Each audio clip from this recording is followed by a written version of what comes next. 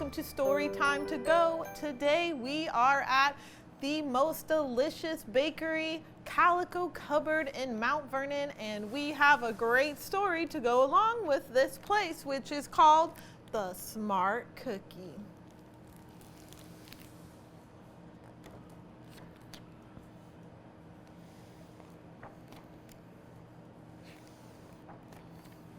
Greetings, I'm a cookie. I live in a bakery on a street corner near a river. Come on in.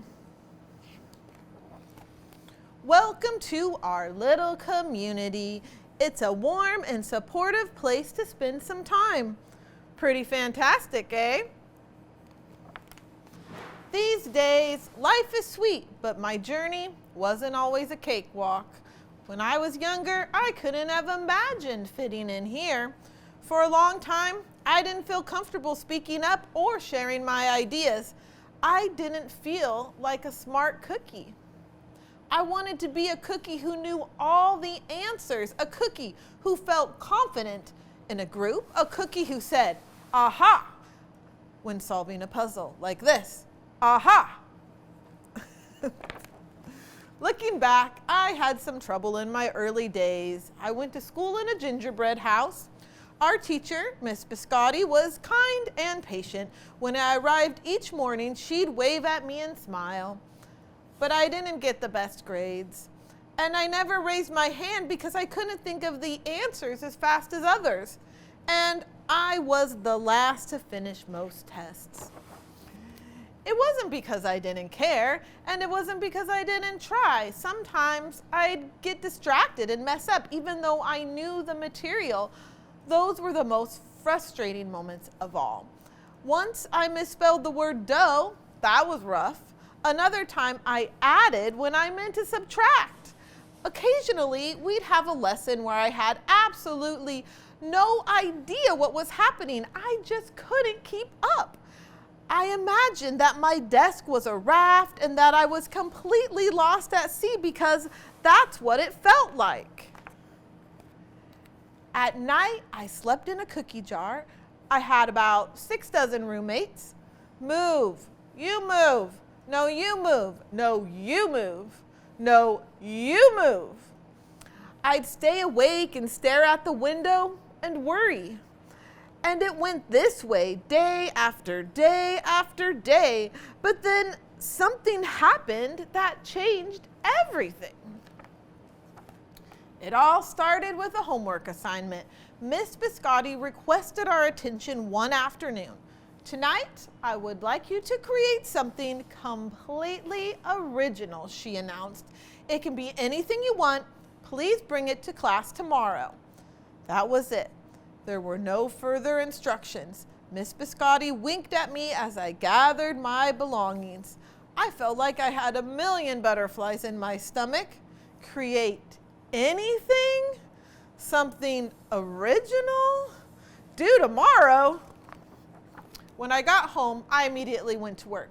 At first, I tried a cooking project. The results were half-baked.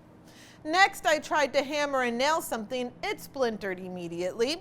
Then I tried making a sculpture. It was a complete bust. I wondered if I was about to fail yet another assignment. I was stuck. I stared out the window and watched the rain hit the river. There was something mesmerizing about the water, how it moved in such a chaotic way, swirling around and around, yet ultimately figuring out exactly where it needed to go. Aha! Suddenly I had an idea. I decided to write something original, a poem. I came up with a title based on how I'd been feeling, My Crumby Days. After that, the rest of it seemed to fall into place. I wrote and I wrote. I lost track of time. An hour went by in a flash. Aha! I said when I was finished. I couldn't sleep that night, but it wasn't because I was worried. It was because I was excited. I felt like I had really accomplished something. I felt smart. The following day, Miss Biscotti asked for volunteers to share what we'd created. One kid showed off his original frosting art. Another kid revealed her sprinkle distribution machine. It was neat seeing how everyone was good at such different things. Finally, Miss Biscotti turned to me. "Would you like to share anything?" she asked. Gulp. I gulped. I thought I'd probably crumble under the pressure. But I made my way to the front of the classroom. I noticed my hands were shaking. My mouth went dry. "This poem is called My Crumby Days," I said, my voice cracking, and then I read it aloud. As I spoke, I noticed some kids nodding at certain lines. Other kids laughed at parts that were supposed to be funny.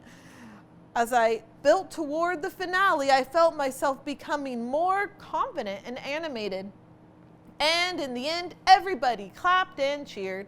I promise you this, I'll never, ever forget it. Miss Biscotti was beaming.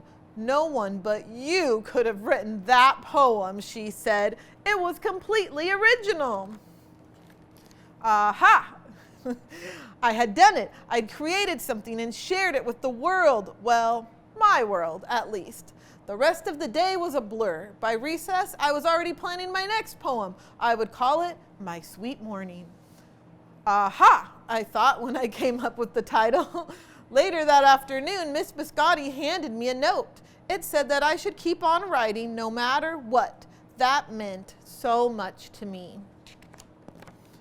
School was a bit different after that. I wasn't so scared to raise my hand or ask a question or share my work. Sure, some things still don't come as easily for me as they do for others, but now I know that you can be smart in many different ways.